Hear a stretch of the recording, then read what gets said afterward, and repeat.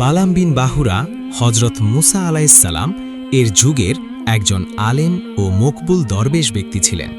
তিনি ৩০০ বছর ইবাদত করেছিলেন।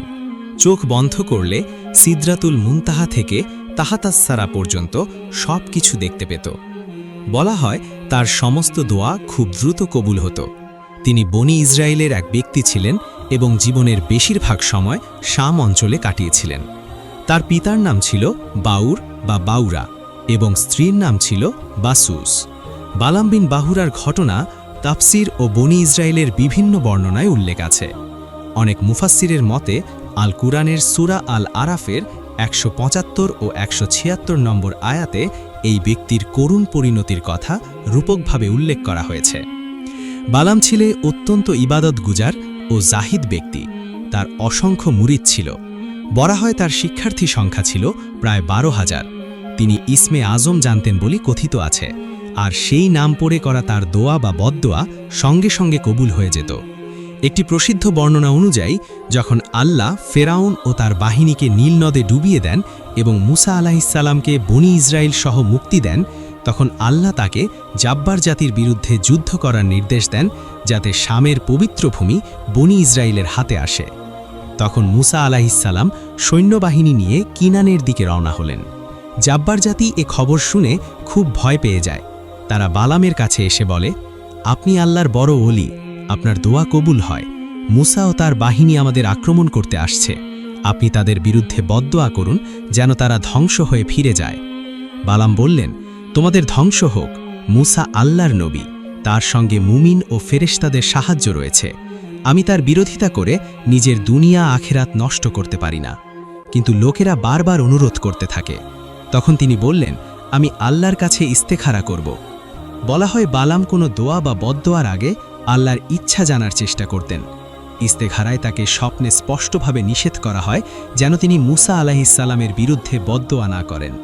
কিন্তু জাব্বার জাতির লোকেরা তাকে বিপুল পরিমাণে স্বর্ণমুদ্রা, সম্পদ ও ধন দৌলত দিতে থাকে। তার স্ত্রীও তাকে পরামর্শ দেয় যে এত সম্পদ জীবনে উপার্জন করা সম্ভব নয়, তাই সুযোগ গ্রহণ করা উচিত। ধীরে ধীরে তার মনে লোভ জন্ম নেয় এবং তিনি মুসা আলাইহিসসালামের বিরুদ্ধে বদদোয়া করতে রাজি হয়ে যান।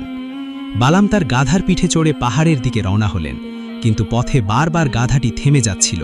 তিনি রাগ করে গাধাটিকে মারতে থাকলেন। তখন আল্লাহর হুকুমে গাধাটি কথা বলতে শুরু করল। গাধাটি বলল, হে বালাম, তুমি কোথায় যাচ্ছ? সামনে আল্লাহর ফেরেশতারা দাঁড়িয়ে আছে, তারা আমাকে এগোতে দিচ্ছে না। তুমি কি আল্লাহর সত্য নবী মুসার বিরুদ্ধে বদদোয়া করবে? কিন্তু ধন সম্পদের লোভ তার অন্তরকে এতটাই অন্ধ করে দিয়েছিল যে এই অলৌকিক ঘটনা দেখেও তিনি তা উপেক্ষা করলেন না। তিনি গাধাটিকে মারতে মারতে পাহাড়ের চূড়ায় পৌঁছে গেলেন। সেখানে দাঁড়িয়ে তিনি মুসা আলাইহিসসালাম ও তার বাহিনীর বিরুদ্ধে বদদোয়া করতে চাইলেন, কিন্তু আল্লাহর ইচ্ছায় তার মুখ দিয়ে উল্টো নিজের জাতির বিরুদ্ধে বদদোয়া বের হতে লাগল। এ দৃশ্য দেখে তার জাতির লোকেরা হতবাক হয়ে বলল, আপনি আমাদের বিরুদ্ধেই বদদোয়া করছেন কেন? বালাম বললেন, আমার জিহ্বা আর আমার নিয়ন্ত্রণে নেই। আল্লাহর কুদরত আমার উপর প্রবল হয়ে গেছে। এরপর তার জিহ্বা কুকুরের মতো বের হয়ে ঝুলে পড়ল। এটি ছিল আল্লাহর পক্ষ থেকে তার উপর শাস্তি। তিনি কাঁদতে কাঁদতে বললেন, হে আমার জাতি, তোমরা আমার দুনিয়া ও আখেরাত দুটোই ধ্বংস করে দিয়েছ। তবুও তিনি শিক্ষা গ্রহণ করেননি। তার মনে তখনও সম্পদের লোভ ছিল। তখন তিনি নিজের জাতিকে একটি কৌশল শেখালেন। তিনি বললেন, আমার বদদোয়া কাজ করবে না, কারণ আল্লাহ মুসা ও তার জাতিদের সঙ্গে আছেন। তাই তোমরা তোমাদের সুন্দরী নারীদের বনি ইসরায়েলের কাছে পাঠাও। তারা যদি তাদের সঙ্গে পাপে লিপ্ত হয় তাহলে আল্লাহর গজব তাদের উপর নেমে আসবে। রাজা তার কথা মতো সুন্দরী নারীদের সাজিয়ে বনি ইসরায়েলের দিকে পাঠায়। অনেক ইসরায়েলি তাদের প্রলোভনে পড়ে যায় এবং ব্যভিচারে লিপ্ত হয়। বর্ণনা আছে যে বনি ইসরায়েলরা এতটাই উচ্ছৃঙ্খল ও অবাধ্য হয়ে পড়েছিল যে তাদের এক ব্যক্তি, যার নাম ছিল জামরি বিন সালুন এবং যিনি মুসা আলাইহিসসালামের সেনাপতি ছিলেন, তিনি একটি সুন্দরী নারীকে সাথে নিয়ে মুসা আলাইহিসসালামের কাছে উপস্থিত হলেন এবং জিজ্ঞেস করলেন, হে মুসা, আপনি কি বলবেন যে এই নারীটি আমার জন্য হারাম? মুসা আলাইহিসসালাম বললেন, হ্যাঁ, সে তোমার জন্য হারাম। জামরি উত্তরে বলল, তা হয়তো ঠিক, কিন্তু আমি আপনার কথা মানব না। কিন্তু সে অবাধ্য হয়ে সেই নারীকে নিয়ে নিজের তাঁবুতে চলে যায় এবং ব্যভিচারে লিপ্ত হয়।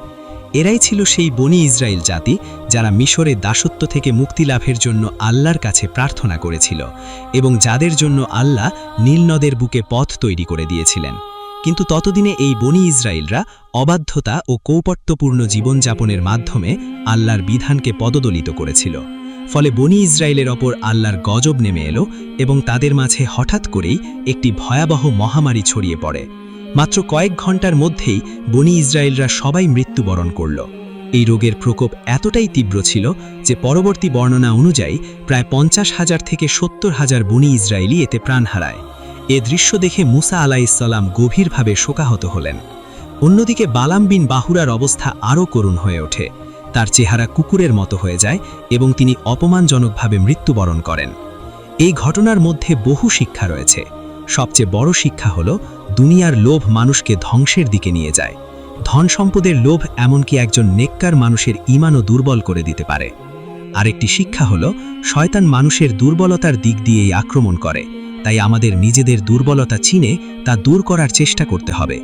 এ ঘটনায় আরও বোঝা যায় আল্লাহর সত্য বান্দাদের বিরুদ্ধে কেউ বদদোয়া করলেও আল্লাহ তা কল্যাণে পরিণত করতে পারেন।